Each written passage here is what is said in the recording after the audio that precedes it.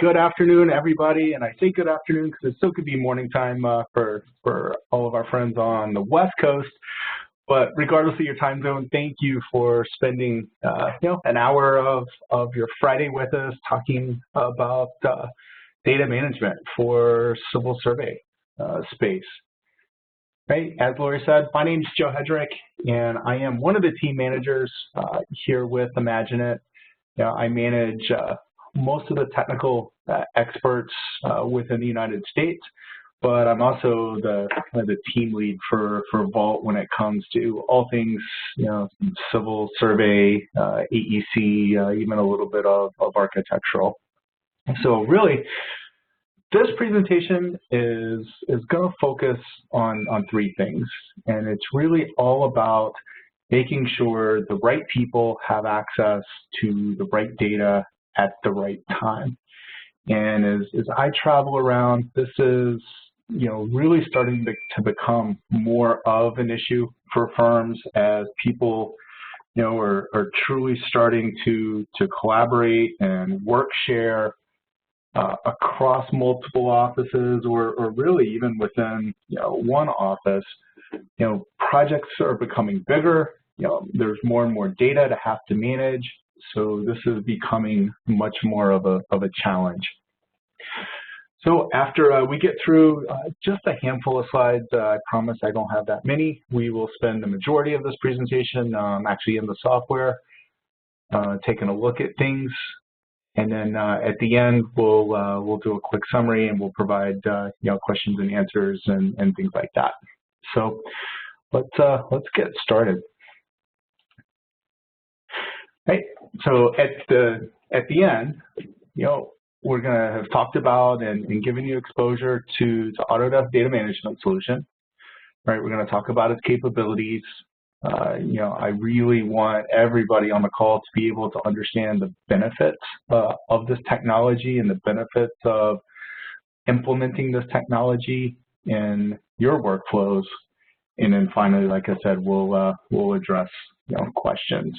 So let's kind of get started here. And as projects are being managed, like I said before, there's a lot more data and a lot more information to have to deal with. And as I travel around and talk to different firms, there's kind of 5 areas that we've identified, as areas or potentials for inefficiency. The first one centers around where data is stored. Where is data stored? Is everything about that project in one location? Is it across multiple locations? A lot of it's very popular for permissions and access purposes. But that's one big area that we find inefficiencies. A second one is security. Just again, making sure that the right people have access to the right data. Making sure that people can't inadvertently change things or delete things or move things. Standards, we always seem to talk about standards. Standards are important because that is your firm's identity. And making sure that, regardless of who does the drafting, that, the product from, drafter 1 and the product from drafter 2 can be married together and it looks like a cohesive set of plans. The fourth area is versioning.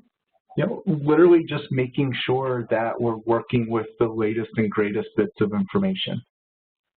Right? As we'll talk about, it's very common to email drawings around or throw them up on a whole host of file sharing sites, and as soon as we do that, we're creating silos for that information. And as that project progresses, it's really difficult to figure out who's got the latest and greatest version of a particular file.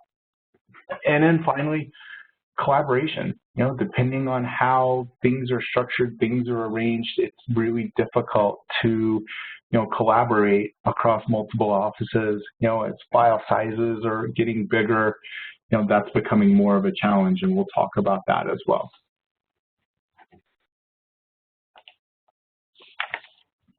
Right, so if we look at, you know, how, you know, project information is currently stored, you know, my guess is this is pretty familiar, right? And if you think about what we store as part of any project, you know, there's architectural data, civil data, sub-consultant data, there's pictures, there's, you know, documents, review comments, there's spreadsheets.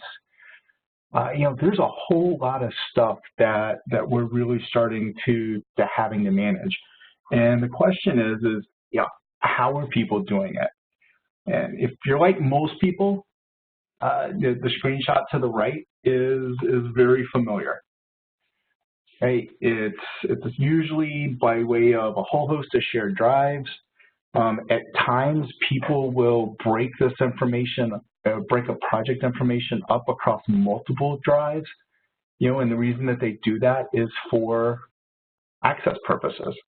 Right? We don't want different groups to be able to move, modify different bits of information. Well, if it's broken up across, you know, lots of different areas or multiple drives, you know, it's going to become hard to figure out, all right, where should I go to get this? Where should I go to get that?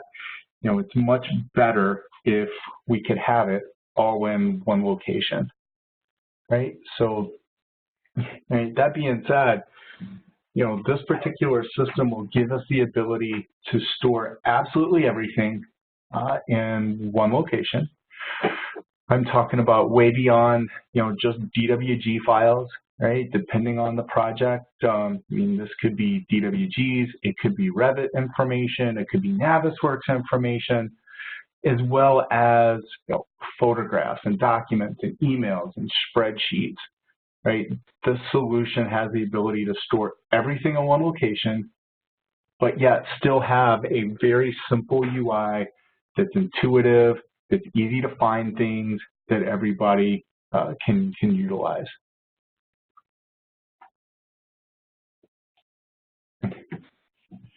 Right, that second topic was user access. And if we think about user access for just a second, I think asking surveyors and engineers to get along and share, you know, data is almost like asking, you know, dogs and cats to get together. You know, for whatever reason, you know, it just seems like, you know, from a survey mentality and full disclosure, I am a licensed surveyor. You know, surveyors, they want to be in control of all of their points, all of their existing data, their topography, and, you know, really beyond anything else, you know, nobody else should be able to edit that information. If myself as an engineer or a designer, you know, want to access that, hey, I'll send you a copy of my drawing. Hey, and you know, I completely understand where they're coming from, but, you know, as soon as, you know, we make copies of drawings and start moving them around, now all of a sudden we're back with silos of information. And then as an engineer, if I need to ask that surveyor to provide additional, you know, topo, maybe the project scope expanded, you know, we're trying to get, you know, another portion or another side of the project. Right, now all of a sudden the integration of that extra data becomes much more challenging because we're working off of a series of copies. Right, architects care about, you know, the building information. Project managers, they're probably not doing a whole lot of editing to the drawings, but they're probably going to want to look at them to review them. Right, you know, designers, you know, they're going to need, you know, access to edit the engineering drawings. You know, drafters, you know, they probably don't need to be able to change the design elements, but they are going to need access to certain portions of the drawings, right? And then all of this is kind of to protect us from somebody. And you know, picture this. I worked in industry for 9 years before I came to IMAGINiT, and more, more times than I'd like to admit, I would open up a drawing and it wasn't how I left it. Something was moved, something was deleted, something changed. And we would always say, well, who was in my drawing? Who did this? Well, I don't know, somebody did it. Or, you go back to a location where these files are supposed to be and they're not. Well, who deleted my files? Who deleted my drawings? Well, I don't know, somebody did it, right? Protecting us from somebody is pretty important, and there's a lot of time that gets wasted, searching for drawings, putting drawings back, the way that they were left. Oh, come on, change. There we go. Right. So, this particular system, allows for very fine-tuned, granular levels of permissions. It integrates with Windows authentication, or some people will call that single sign-on, right? One less username and password in our life. It just integrates with what we log into the domain with, and also extends what we can do with Windows, right? Most people will utilize server shares, and just say, hey, this group of people have read-write access to it. Well, this group of people has read-only access to it, etc. Right? With Autodesk data management solution, right? It can be more complex than that. We can absolutely do that. I can say, hey, you know what, this group, read-write, this group read-only.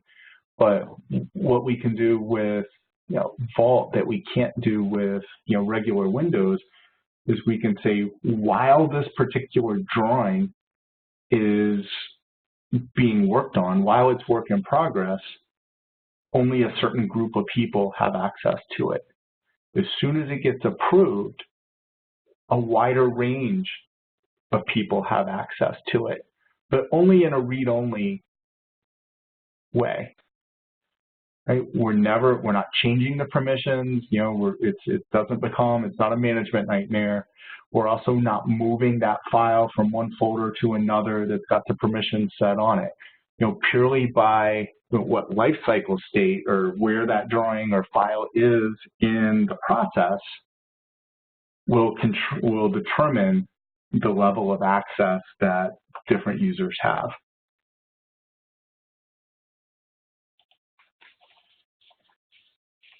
Hey, like I said with standards, standards maintenance can be challenging at times. Right? A lot of people will centralize them, point the AutoCAD or Civil 3D profiles, to a shared location, but that's really only part of it. Right? What we're finding is that especially with firms that have multiple offices, multiple locations, there seems to almost be multiple standards, right? And we can kind of figure out a way to share templates and things like that. But what about naming conventions, right? Is everybody naming the drawings, the correct way so that somebody else down the line, could find them, right? The Autodesk solution, has mechanisms to distribute standards, right, through an add-on that IMAGINiT has written, right? As soon as a user logs in, the latest and greatest version of the standard information gets downloaded to their machine, and they're utilizing those templates. Any change happens, if a template gets updated, it's only got to be put in one location. It gets put in Vault, and then the next time users log in, they're instantly getting the latest and greatest information. Right? It also has the ability to set up naming schemes. So you really, regardless of how sheets get named and numbered, whatever that file name exists or file name is, there is a way for us to be able to set that as a standard so that right inside of the products, when I say save inside of Civil 3D, all right, I get a dialog box that pops up with, something similar to the screenshot that says, hey, what is the name? And just through drop boxes, picking disciplines and status and things like that, it helps to control, those file names. Right. The benefit here is everybody's following the standard. We're in compliance, and that makes my colleague, if I'm not around, it makes my drawings easier for them to be able to find. Versionings are a big deal. Right? And this happens. People handle versions differently. Right, and basically what we're going to define as a version is any time a drawing is pulled out, modified, and put back, that becomes a version, right? So, think about how you handle that now with, just window shares, right? We really can't do it. So users get really creative. They will create multiple folders and maybe put dates. This is so we've got this server share, there's, a June 1st, June 2nd, June 3rd, and the same file is in each of those folders, depending on when it was worked on last, right? Some people will put the, maybe a date in the actual file name, right? So, topo underscore, June 15th, .dwg. They kind of handle versions like that, right? So that's, all of that is truly workarounds. The big thing for versions is, the reason that people do it is so that we can go back to a previous point in time or a previous point in history, right? A lot of times people will rely on IT to be able to, quote, restore something. I used to, when I was in practice, ask our IT, hey, can you restore this from the tape? And that, in my experience, wasn't a quick exercise, right? If I got that file in a couple of days, I would be doing really good.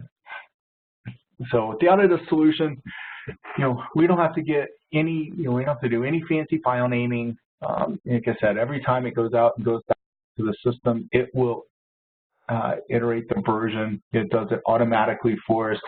We don't have to change file names or anything like that, because usually if you start messing with file names, you're going to break things like references and data shortcuts. Users can restore versions themselves, right? So they're not having to, to rely on IT. So this is a very beneficial time-consuming or time-saving feature. And the other thing is it also makes sure, because everything is in one place, that we're using the most up-to-date current version of the data, regardless of location, regardless of how many people from multiple offices are collaborating on a particular project. It will make sure that everybody stays in sync. So speaking of collaborating, think about how you do it today, right? And all the different workflows that get in place, that get put in place, right? People on the same team, right? They share information, with each other very differently than, they probably share it with sub-consultants or clients, right? If you've got multiple offices, I've seen a whole host of things that people do, in multiple offices, trying to collaborate, but yet maintain some level of performance. It usually doesn't work very well to work off of another office's server, so to say, right? Those people in the remote office doing that, usually performance suffers pretty significantly because the file sizes aren't small. So, people have employed a whole, myriad of ways around this, trying to make life easier for themselves. They'll email drawings, they'll FTP drawings, Dropbox, OneDrive, Box, Google Drive, all of those, what I'm just kind of lumped together as third-party file sharing sites. There's also some kind of IT. There's a host of other products out there that are meant to replicate, files from one server location to another. Some of them work, well, but all of them seem to have, their challenges and downfalls and drawbacks. It seems to, most of those seems to have issues with databases. And then FedEx, people still print plan sets out and FedEx them all over America. So, again, these are things that, they're areas of inefficiency, right? Because as soon as I email a drawing to somebody else, right, there's two versions of that drawing floating around, and there's always going to be a question of, well, is it the latest and greatest? And if it's not, where is it? Okay. So, the Autodesk solution, it's going to support, multiple disciplines, multiple groups, all working on the same project. Everything is secure. There are workflows to share information outside of the firm, right? So if you've got sub-consultants wanting to collaborate, I just finished a project in Florida where that was a big part of it, is they wanted their sub-consultants to actually, log into their vault, work on their drawings, they wanted to make sure that they housed the data, just in case there was ever any issue, they had the data, on site with them. But they also wanted to make sure that it was secure, that people weren't seeing, data that they weren't supposed to see, et cetera. Right. The other benefit is the Vault solution is very scalable. You can start small. You can start with just a project team. You could start with just a discipline and expand that at your own pace. A lot of people will work just like that. They'll start small and then slowly incorporate other groups into the overall system. All right. So as we start to finish up these slides, the product that we've been talking about is Autodesk Vault Professional. It has been around for quite some time from Autodesk. It is what we call a platform product, which really means it's designed to work across all their industry groups. So whether it's infrastructure or that's their term for civil survey GIS, whether it's architectural or the building solution group or even the manufacturing group, right? This particular product has been designed to work with all of those programs. Right, benefits, we're going to be able to access it from right inside the AutoCAD products or Autodesk products. So right from inside it, AutoCAD, Civil 3D, Map 3D, Revit, et cetera, we can get to Vault. Right? There are integrations for non-Autodesk products. There are integrations for Microsoft Office, et cetera. There's even an integration for MicroStation. Right. The whole idea is to easily get to the project information, not have to change a whole lot of workflows along the way. Right. So, like I said, being able to get to it from inside of the applications or the design products, right? You're not going to have to change your workflows that much.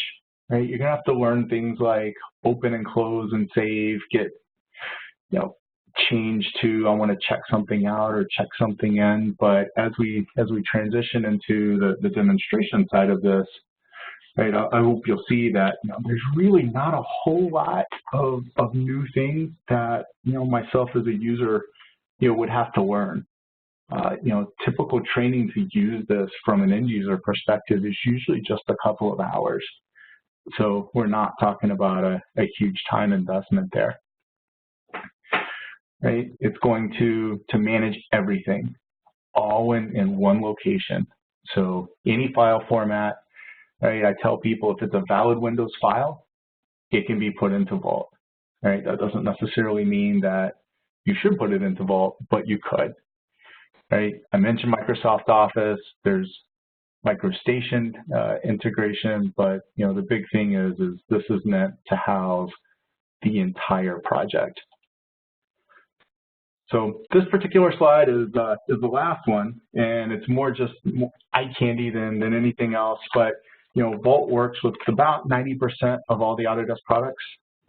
Certainly all the ones that are the mainstays in the collections, right? So, but like I said, any of the AutoCADs or AutoCAD derivatives, Map 3D, Civil 3D, Revit, Navis, all of those products work just fine.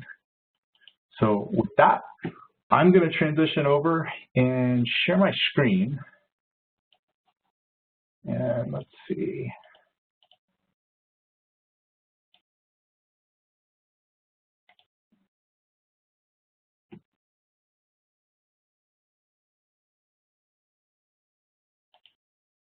All right. So you should be seeing my screen, and I'm going to let Laurie just jump in if she can't. But I'm going to assume that you can. A couple of things as we work along through this. In the window of the WebEx viewer, you may need to, in the upper right-hand side, you may need to click the little arrow button to maximize it out. Right? I understand that it's by default, WebEx will throw things into a little window, but maximize it out depending on what your resolutions and things like that are. There's zoom controls as well, so you can zoom in, zoom out to make it bigger to your liking. And from there, I'll go ahead and get started. What we're looking at, I'm inside of Civil 3D, and a couple of things. This is truly one of the sample drawings. This is one of the drawings that ships with every version of Civil 3D that has been for quite some time. But once the Vault client gets installed, a couple of things happen. It will attach itself to the AutoCAD products that are installed. You will get a Vault tab or Vault ribbon. This particular look and feel is consistent regardless of the program. It looks exactly like this in Revit, in Navis, AutoCAD, Map 3D, Microsoft Office, even MicroStation looks very, I can't say it looks completely similar just because MicroStation doesn't have the ribbon, but the pull downs, the commands are mimicked on the pull down and toolbar. So the other thing with Civil 3D, we get kind of a bit of extra special integration in that it plugs into Prospector for us. And when the client gets installed, we get a new collection over on the Prospector tab called Projects, right? And this is our window into Vault, right? You'll see down, here's my typical Data Shortcuts tab. There is a way to turn that off so that users don't get confused. They would only, most likely, realistically get one or the other. But right, once we install it and once we log in, this is what we would see. Right, I see a file listing identically to how it looks inside of the Vault application itself. And what we're going to do is we're going to, as we work, I'll show you just a couple of, what it would look like from the CAD perspective, and then we'll actually flip over to the Vault client, take a look at it from there. So right now, I'm going to work with two persona. We're going to deal with Sam the Surveyor, Ed the Engineer. The alliteration is how I keep those two straight in my head. Right, Sam the Surveyor is a typical surveyor. He's very passionate about the work that he does, nor does he want a whole lot of people to be able to see his stuff until he's ready for them to see it. And he absolutely positively doesn't want people to be able to edit his stuff once he's completed it. So Sam the Surveyor has got this drawing. He, let's pretend he's spent some time out in the field. He imported his field books. It's generated his surfaces, and here is the beginnings of his topo. Well, Sam is kind of first in line in the sequence of what's going on with this project. So the first thing that Sam's going to have to do is create a project. So he's going to right-click on Project, select New. It's a very similar dialog box to probably what you're used to your data shortcuts dialog box. Quite honestly, the only extra little bit is this thing for folder right up here. Everything else is identical. Everything else works the same as it did before. Right? So I'm just going to tell it where I want to put this, and it's 2018, and I want all of my 2018 projects to be under one folder. Right? If it's a valid Windows folder name, it can be a valid Vault name. So regardless of how you currently store data, chances are we're able to mimic that structure inside of Vault. Right, so he's going to create his project. Again, it's tracking who does what and when. It's doing all of that for us. And just like that, the project gets created. We can see it down in the tree. And right up here, we've got this drawing. And it's, there's the drawing name, vTopo, but we've got the circle beside it. And only once you install the Vault client do these little icons appear. And this particular one, if I hover over it, it'll tell me that this drawing is not inside of the Vault, and I need to check it in to add it to Vault. So right now, it's just on my computer, on my machine. I'm going to simply right-click and check it in. Okay. What will happen is it will kind of verify, hey, this is the project that it's going to. It's going to ask me for a location within that project. Just like with data shortcuts, there's a concept of project templates. So if your projects, if you want it to create a whole host of folders and subfolders nested inside of that overall project directory, right? Vault can do that when we create the project as well. It's identical to how data shortcut project templates work. So if I had done that, all of those folders and subfolders would show up under drawings here, and I could simply select the location of where I wanted the drawing to go. Right, we're gonna, a couple of things on this particular screen. One thing it's gonna ask me, it's gonna say, hey, do you want to keep this checked out? And if we do, that basically means, hey, I want to keep working on it. I'm not done with it. So I'm gonna check that box, right? It's going to go through and see everything that I need to, or everything that's associated with this drawing. There's not a whole lot. It's just a kind of a self-contained drawing. If it contained any external references, they would be listed here as well. It's going to ask me for comments. So I might say initial topo. Comments are good because they're searchable down the line.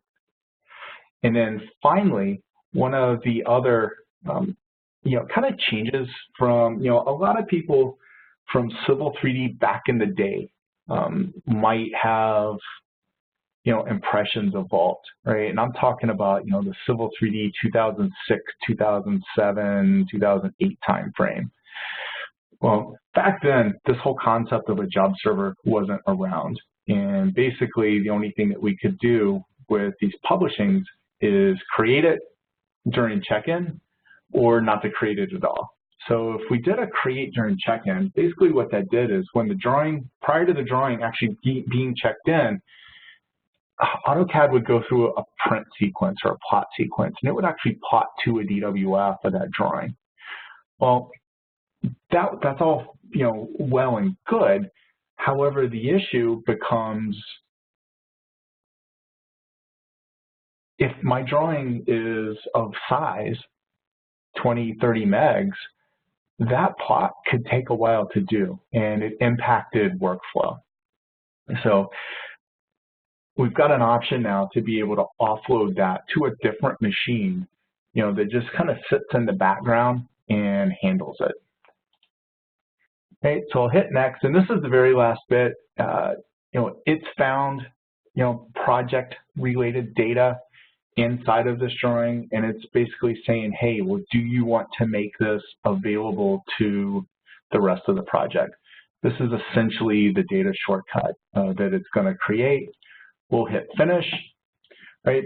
I told it I wanted to keep it checked out, which meant that, hey, I'm not done with it. I want to continue to work on it.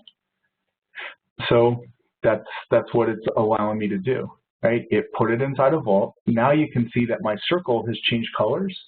That you know, now I get a circle with a checkbox in it, and it's telling me that, hey, this drawing is, you know, it's life cycle state, but the main thing is that it's checked out and to Sam. Right, so Sam can continue to work, and we're not going to get too terribly fancy with Sam's work here, but maybe he's, you know, drawing some sort of polyline, and that's going to represent a wetland buffer. Let's say Sam does, you know, he's done. You know, that's all Sam needed to do to complete his drawing. So he's going to save it. He's going to right-click. He's going to check it in. Now, we don't get as many options. This file knows exactly where it belongs now. I'm not going to keep it checked out. I'm going to tell it that, you know, version comments added wetland. Say OK. And because I told it I did not want to keep it checked out, it said, hey, you know what, Sam, you're done. You're probably done with it if you don't want to edit it any longer. So it went ahead and shut it down for me and closed it. So that's all well and good. What's going on? What do people see? Right. So what we're looking at here, and I'll see if we can make this a little bit bigger for us. Right. I am logged. This is called the Vault client, or some people, an older name for it is called the Vault Explorer. Other people call it the thick client. I will try to just be consistent and call it the Vault client, but if I slip and call it one of the others, this is what I'm talking about. And this particular application is our window, our view into the Vault system. Right? Users never, you know, navigate to the file store directly, nor are users ever, you know, working directly on the files inside of the system. It's a series, you know, this checkout and check-in is a series of copies, you know, outside of the system to the local machine. We do what we do, and when we check it back in, it copies it back up. And so, right, we can see our folder structures, and to me, it's like a cross between, you know, Windows Explorer and Microsoft Outlook. You know, really, I can see my project, I can see my data, and so there's the drawing that we've been working on. Right, I can click on it, I can see its state, its work in progress. I look down under the history tab, I can see that, hey, you know, here's the initial topo, version 1, version 2, where we added the wetland buffer, who did it, when they did it, etc. I'm going to skip the other tabs for just a little bit and go to the preview tab, because this is kind of nice, right? Because I told it that I wanted to create these visualization files, you know, essentially what it did is it went ahead and ran a print or a plot to a DWF file. That's essentially what this is. It's design review that's running in the bottom half of this pane, right? We can do a lot of design review type things right here, you know, in the window, right? We can zoom in, we can zoom out. For viewers, for people that just need to look at things, or, you know, maybe they want to check its distance real fast, you know, hey, how far is it from there to there? It's, you know, about 667 feet. This is awesome.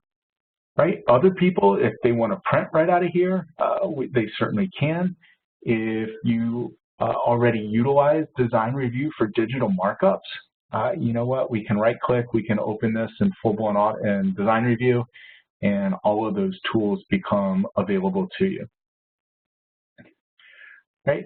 So what does everybody else see? And the only way that I have, you know, on one system to simulate multiple people would be to just open the client again and log in as somebody else, right? So that's what I'm going to do. And I'm going to open another version of the Vault client, only this time I'm going to log in as Ed the engineer, right? Because remember, I told you that, you know what, Sam the surveyor is extremely protective of his data, right? He wants to make sure that, you know, only a small group of people have access to it while it's, you know, being worked on or work in progress. And he certainly wants to make sure that once he's done with it, that other people aren't going to be able to make edits to it. So, right, we've got Sam the surveyor, and I'm going to kind of tile these windows, you know, up and to the left, and in the bottom right is going to be Ed the engineer. So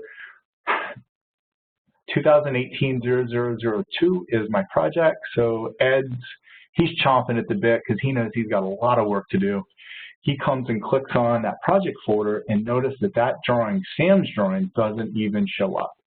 Right? Well, that's because it's still work in progress for Sam. And the way that this particular vault is configured is that while it's work in progress, only the people in the survey team can see it. Well, Ed's part of the engineering team, so he doesn't even show up for him. Right? Well, let's fast forward in time just a little bit. Sam the surveyor, he's checked in and checked out, and he's got the drawing. You know, he thinks it's perfect. So he's going to change its state, and he's going to submit it for review, right? And this is going to be the trigger for his boss. If you would like email notifications at this stage, IMAGINiT has written a utility to be able to do that. You know, emails could be fired off that says, hey, you know what, Sam's done. Sam's boss needs to log in and review it. Now, just to make it a little bit easier so that I'm not logging in, logging out of a whole bunch of different people at this point, you know, we're going to say, you know, we're going to go ahead and say Sam's going to approve his own work, and he's going to finally click and say, hey, you know what, this is approved. Right? It's important to understand that all of these, what we call life cycles, are completely customizable. We can have as few or as many as you like. Some people, remember I mentioned that it's scalable, right? Some people start off with not even implementing them. They just decide that, you know what, I just want to get my people using it first, and after that, we'll add to it, and that's just fine. Right, so Sam's approved this drawing, and what happens is, you know, as soon as Ed refreshes, that drawing is going to show up finally, and it's going to say, hey, you know what, here's the topo, it's approved, but you know what, because you're an engineer, you only have read-only access to it. It is locked to the engineering group.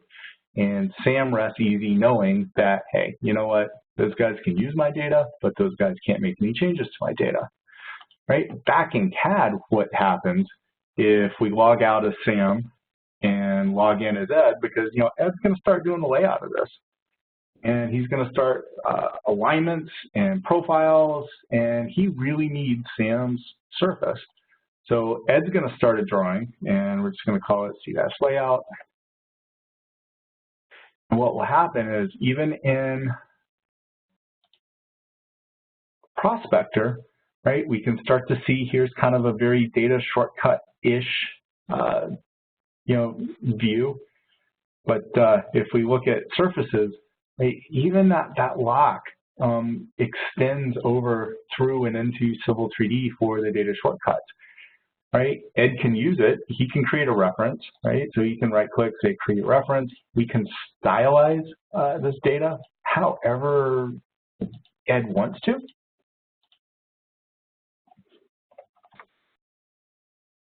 The surface becomes available, but this is a much better scenario because now all of a sudden, right, this surface is linked back to the other drawing. Should down the line we decide that, you know, the survey team needs to modify their topo, whether they're expanding into an area that they didn't originally capture, whether they find a bust in the data and need to correct that, regardless of the reason, they can make the changes to their data and it will propagate into Ed's drawing. right? At this point, this works identically to how any other data shortcut would work, and that I'm sure most of the people on this call are fairly familiar with, right? I'll do a quick alignment just to accentuate the point. Right, so we'll draw the alignment. We'll do a quick profile off of that.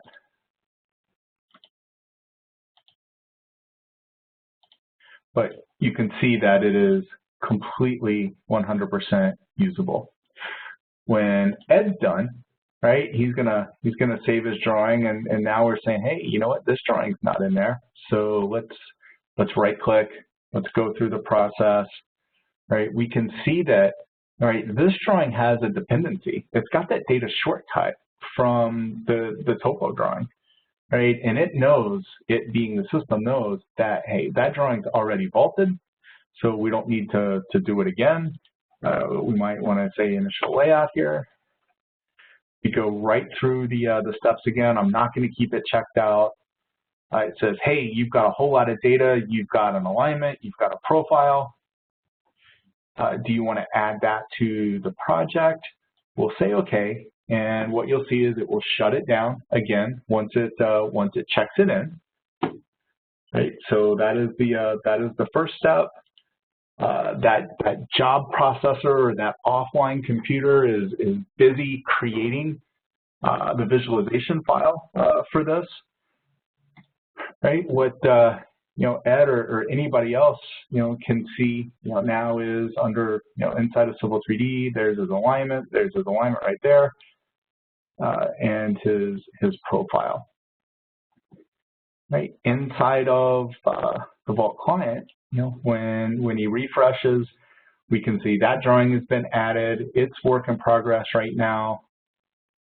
Right, if we can click on the preview button, it will open design review and the background. Right, zoom in, do everything that we talked about before. I did that so that we could show the Uses tab. And the whole idea of Uses is basically this will list any of the dependencies inside of this drawing. And by a dependency, it could be an external reference, it could be a data shortcut, it could be an Excel file that's been data linked in, right? Anything that I would need to recreate this drawing exactly as it is becomes a dependency. So we can see that C layout, and underneath of it, we can start to see that, hey, it's using the vtopo drawing because in the vtopo drawing has that data reference. So that's how it gets displayed. Where used is the reciprocal to Uses. It basically says, hey, what other drawings are consuming this one? And that's how that works. All right, so it's about 11 minutes till, and I want to show one more thing really quickly. And basically, something else comes into, a lot of people say, well, I'm having a hard time, justifying this, the change in my workflows, et cetera, especially if it's a big organization, that can be a pretty big deal. So just as we take a look at this one drawing here, I call your attention to it's at 60% approval state right now. And every page is 60%. Right, when I was fresh out of college, I went to work for a survey engineering firm, and one of the very first tasks I ever got was, Joe, hey, we've got this project submittal. We really would appreciate if you could just jump in and help out getting this project out the door. And what they asked me to do was easy. They wanted me to open up the drawings and change a 30% note to a 60% note. They were going for their 60% approval. Well, it happened to be a roadway job, and that doesn't sound like it's that big of a deal, but in that day, we're talking about AutoCAD R14. We're talking about one paper space, and So that meant that each sheet was its own DWG file. Right, the firm certainly wasn't advanced enough to, hey, let's just extra a title block and move on down the line. So what it meant for Joe was for roughly 200 to 210 sheets, I ended up having to open it, make the change, and print it. And that's what I did for a week. So what I'm about to show is the very, very deep integration between Vault and the CAD drawings, but also tied into the life cycles. So I've got this drawing, and right now it's at 60% approval. So, let's say it's, we get comments back, and right, we're ready to continue working on this. So it becomes, we change it, it's back in work in progress, and that trigger, probably released file locks to groups of people. It allows them to make edits to that drawing, to these drawings now, but they're checking in, checking out, doing their thing. Right? There's going to get to a point where it's going to be ready for review. Email notifications go off, just like we discussed a little while ago, and finally, it's going to be approved. Right now, one thing to note is I'm only showing this with one drawing, but I could do this to 200 drawings all with one command. We wouldn't have to literally click and hit change 200 times. But the way that this particular life cycle is configured, this approval, as soon as we do that, it's automatically going to increment this revision. And it is set up that when I say okay here, it goes from 60 to 90%. Now, what's happening in the background is Vault smart enough to know that, this particular property in Vault and that attribute in my drawing on my title block are linked. And what this is doing right now is it is opening that drawing in the background, making the change, and creating the visualization for me, right? So that when I click on this and go back to preview, design review fires off. Right now, the way that my system's configured is we're looking at model space and all the layout tabs. You can set this to just, do the layout tabs or just model space if you like. But when I come to the sheet view, you'll see that it's been smart enough to change this across all of my pages. Right, another very popular activity that people like to do is create PDFs. And I worked with a firm that's actually across North America, and they wrote an entire ROI for Vault because we could configure auto PDF generation, right, just as easily. When I did that, for review to approved, that it updated the DWF files, I could have had it generate a PDF for me as well. So with that, I am going to kind of jump back into doing some, we'll finish up, we'll do some questions and answers. We've got about 6 minutes, so I think I'm doing okay on time, just depending on how much we have. Right, just one slide for review. Vault is a secure repository for everything, right? The entire project, regardless of what the data types are. Right, it's deeply integrated with Autodesk software. There isn't any other product out there that's more integrated with Autodesk software. Right, the fact that we can link Vault properties to attributes in title blocks or in blocks. The fact that Vault will manage all the external references. So if you just drag and drop and move a location of a file inside of Vault that's being referenced, Vault will heal all those references. If you rename a file, Vault will heal all of those references for that file. So Vault has some really nice external reference management tools. Once it's set up and functioning, it's pretty simple to administer. And a lot of times it just kind of, manages itself, outside of adding users and backing it up and occasional purge. There's not a whole lot of extra, time required to administer it. It's definitely scalable so that you can start small, integrate small groups, and then expand it as your need expands. So with that, I am going to open it up for questions, and